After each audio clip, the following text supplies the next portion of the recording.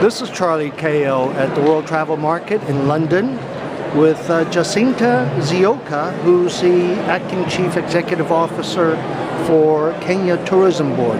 Good afternoon. Good afternoon, Charles. What's the latest in Kenya tourism, please? The latest and greatest news for us is that Kenya tourism is growing. We are currently at 17% over year on year compared to last year. So this is great news for us. This positive trajectory gives us good visibility, and that is what we are building on. We are riding on that to continue to tell the positive story of the destination. What's been the draw all of a sudden? 17% is a lot. It's a lot because this is a beautiful country. This is a country that had suffered before because of terror attacks. Now we have security enhancement because terrorism is a global thing. We got a lot of support from the international community. We have all the investment in government. In the current budget, the government has invested 15% of the budget in improving security. So we don't have those little attacks here and there that we had. The Kenya Defense Forces went up to Somalia to secure the sea. You don't hear of piracy anymore, Charles. Thanks to the Kenya Defense Forces, they went up to Somalia to secure the borders. So this is something that now we've rebounced back. The trade has more confidence in the destination. The airlines have come back. And so we continue to enjoy this momentum. The business travel segment is what has kept us going for some time. And also Africa and the domestic market. I hear that the government has some incentives to make Kenya a more affordable destination for visitors. What's that all about? The government has issued various incentives because we realize that for us to recover, we must get the trade back on our side, and consumers must feel incentivized to travel to Kenya. Number one, we have incentives to the trade. Landing fee waivers into Mombasa International Airport, passenger subsidy of $30 for any airline that drops off 80% of their passengers into Mombasa International Airport. Visa is free for children below 16, so families can now travel. And that's a great incentive. And also park fees now no longer have VAT. That's a reduction of about 30% of the price on daily entry into the national park. Then we have 59 of these spread across the country. So there is more value added to the experience. There is more value to the customer to be able to spend more and stay more in the country. The Kenya Wildlife Protection Strategy, following the burning of that we've seen in the media of the ivory stockpile earlier this year, what is that strategy? The strategy is that we must protect our wildlife. Our tourism depends on nature, heritage, and our wildlife is our biggest asset for tourism. So we conserve for heritage and also for tourism, both for ourselves as Kenyans and also for the world.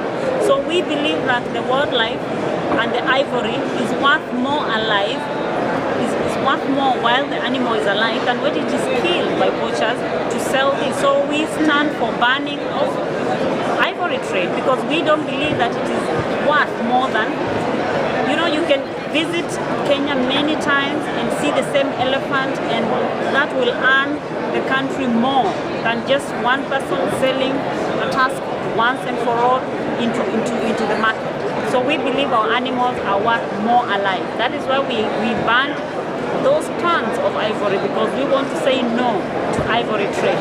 It is better it goes to ashes because we believe it is worthless just going into cash. It is worth more when it is on the elephant itself. The people who live around these wildlife parks, sanctuaries, do they understand this? The people understand this. People understand. Wildlife has no borders. Our national parks don't have fences. These animals cross from the national park into their land. A lot of them are leaving their land to become conservancies because these are dispersal areas for the wildlife. They must move around. It's not a zoo, it's a natural national park. So their land becomes like another park where lodges can be built and they earn because they can pay rent these locals. They get jobs, they supply into the lodges, and that way they are able to earn a living out of this. So they participate in conservation because it means something to them. So they are part of conservation. And the other thing is that they have lived with this wildlife ever, and they know how to interact.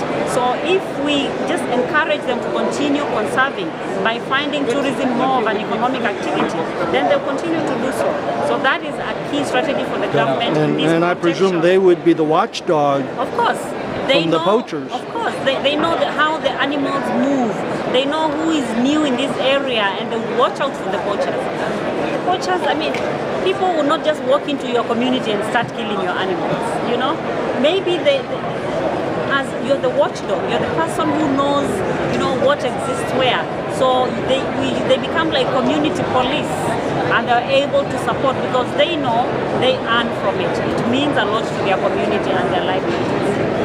As far as the tourism strategy for next year, 2017, is it pretty much continuation of what you just said? Pretty much a continuation of recovery of lost business, recovery of the image of the country. That is why we are doing such things that make a statement to the world, because we want to be seen as a country that is strong in what we are doing, because we've been doing conservation for years.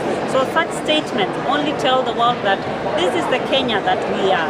And this positive visibility is definitely something we want to continue. You have seen that we've also leveraged recently on having big events, international conferences, VIP visits from all influencers from around the globe. We recently had the UNCTAD meeting, we had UNWTO meeting, Obama visited last year. You know, we continue to host such events because that will only endorse the destination and encourage others to visit. Jacinta Zioka with Kenya Tourism Board, thank you very much. Thank you.